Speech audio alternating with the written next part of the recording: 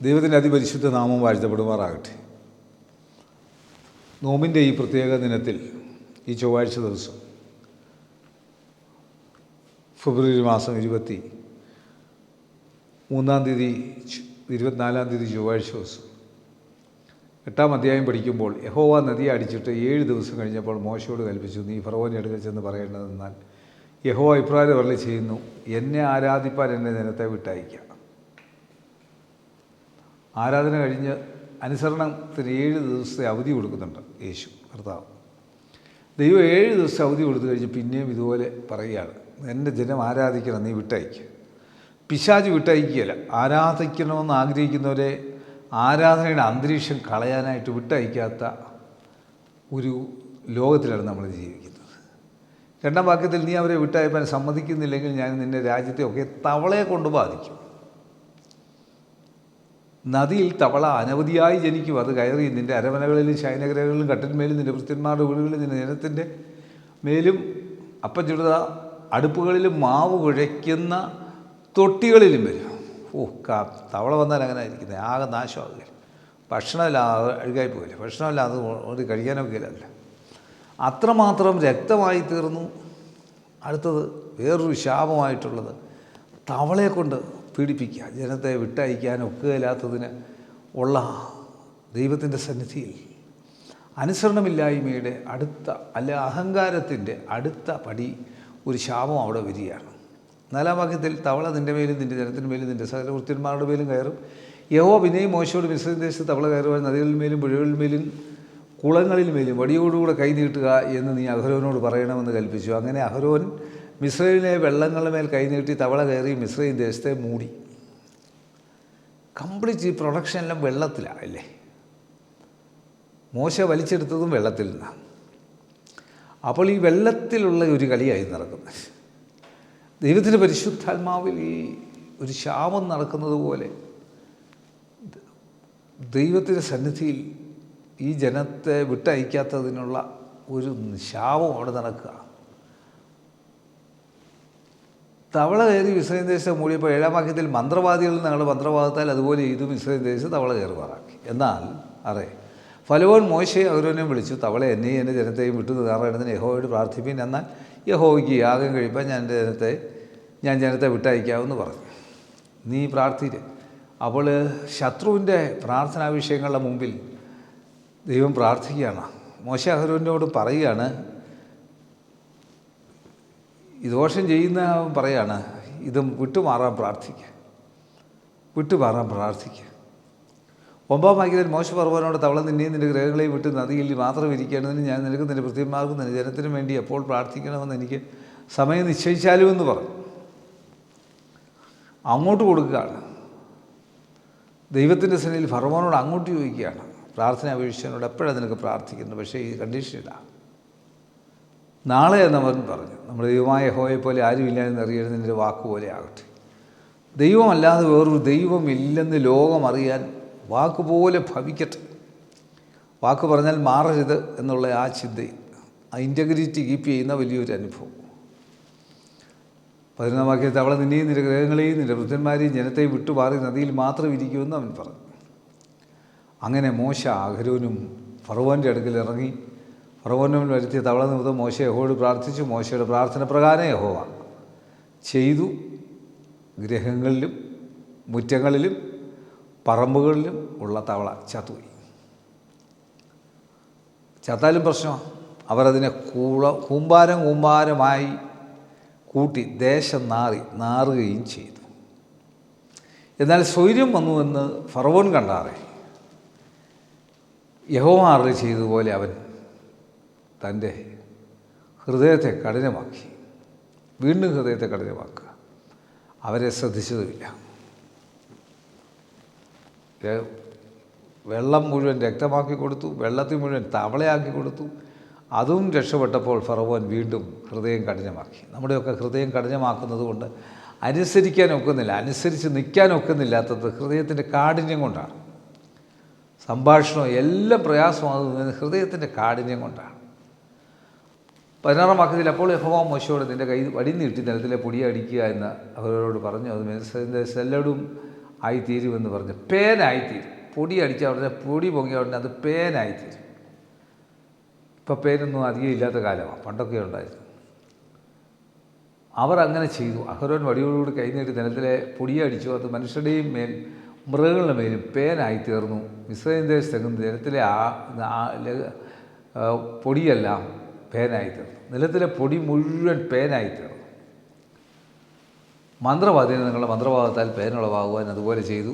അവർക്ക് കഴിഞ്ഞില്ല. താരം മനുഷ്യരുടെയും മൃഗങ്ങളുടെയും മേൽ പേൻ ഉളവായതുകൊണ്ട് മന്ത്രവാദികൾ ഫറവോനോട് ഇത് ദൈവത്തിൻ്റെ വിരലാകുന്നു എന്ന് പറഞ്ഞു. എന്നാൽ യഹോവ അരുളി ചെയ്തതുപോലെ തന്നെ ഫറവോൻ്റെ ഹൃദയം കഠിനപ്പെട്ടു. അവൻ അവരെ വിട്ടയക്കുന്നുമില്ല, ശ്രദ്ധിച്ചതുമില്ല എന്നാണ് രീതി.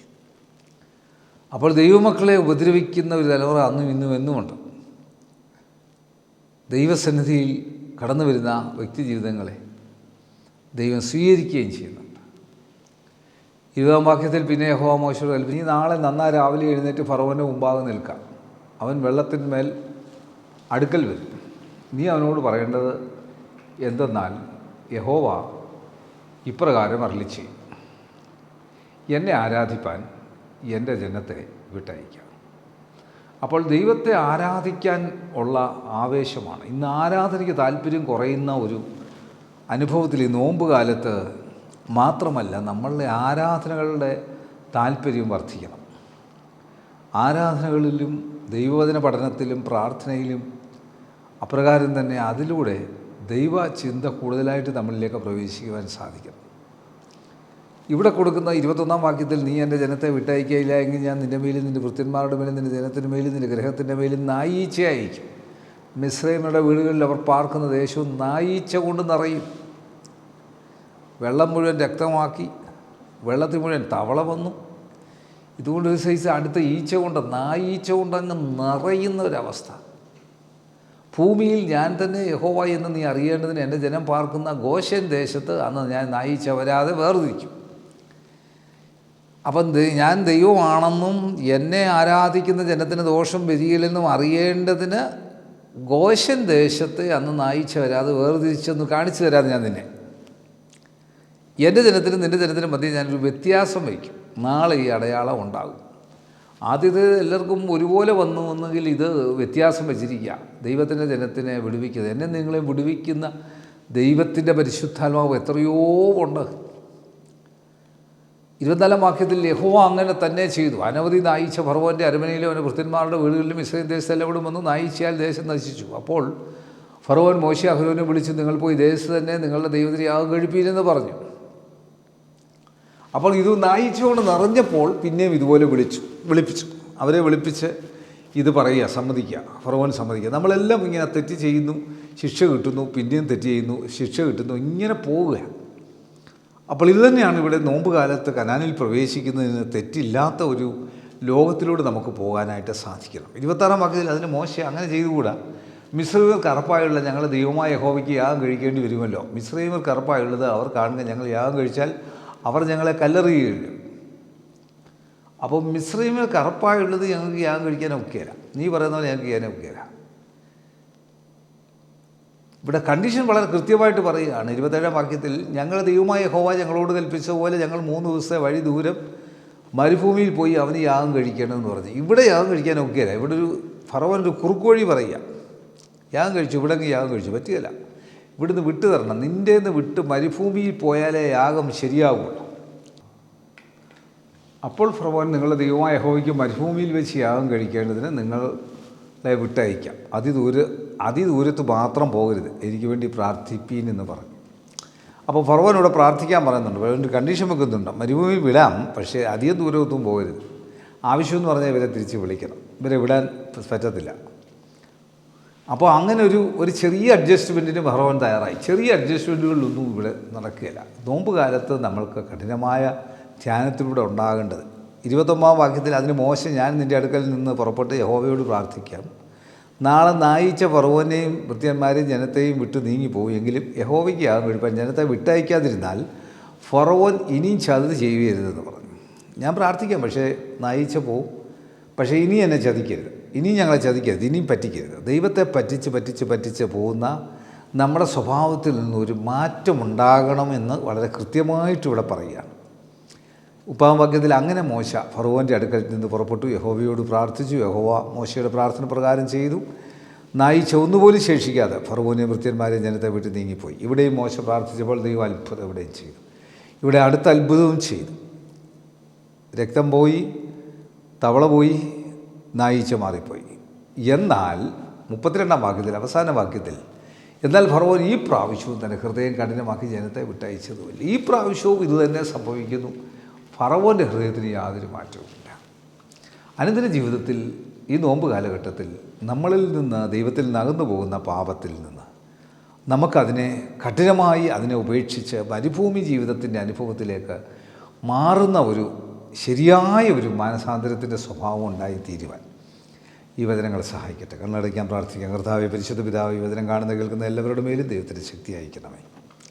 ഈ നോമ്പുകാലത്ത് ഞങ്ങളുടെ അനുസരണക്കേട് കൊണ്ടുള്ള കുഴപ്പങ്ങൾ വരുന്നത്, അതിൽ നിന്ന് ഒരു വിടുതൽ യഥാർത്ഥമായി പ്രാപിച്ച് കനാൻ ദേശത്ത് പ്രവേശിക്കുന്ന ആ സ്വർഗീയ അനുഭവം ഞങ്ങൾക്ക് ലഭിക്കുവാൻ കർത്താവെ, മരുഭൂമിയിൽ ആരാധിക്കുന്ന ആരാധനയുടെ മഹത്വം, മരുഭൂമിയിലെ ആരാധനയുടെ മഹത്വം അറിയേണ്ടതിന് പിശാചിൻ്റെ അടിമത്തത്തിൽ നിന്ന് ഞങ്ങളെ വിടുവിക്കണമേ എന്ന് പ്രാർത്ഥിക്കുന്നു. ശരിയായൊരു വിടുതലിൻ്റെ ശക്തി ഈ വചനം കാണുന്ന കേൾക്കുന്ന എല്ലാവർക്കും കൃപ നൽകണം. ദൈവത്തിൻ്റെ കൃപയുള്ള ഇതിലും കാവലും ഫലമേൽപ്പിക്കുന്നു. കർത്താവ് അനുഗ്രഹിച്ച് കാക്കട്ടെ. കർത്താവ് തന്നെ തിരുവ പ്രസാദം ഉയർത്തി അനുഗ്രഹിക്കുമാറാകട്ടെ. ഇങ്ങനെ പിതാവും പുത്രനും പരിശുദ്ധാത്മാവാണ് ത്രിയേക ദൈവത്തിൻ്റെ നിരന്തര സാന്നിധ്യ സഹായം, അനുഗ്രഹങ്ങളും നന്മകളും വാഴുകൾ പ്രാർത്ഥന എല്ലാ കാര്യങ്ങളും കാണുന്ന കേൾക്കുന്ന എല്ലാവരുടെ മേലും കുടുംബങ്ങളുടെ മേലും കാലാവസാനം കൂടാതെ എന്നും ഉണ്ടായിരിക്കുമാറാകട്ടെ. ആമേൻ. God bless U.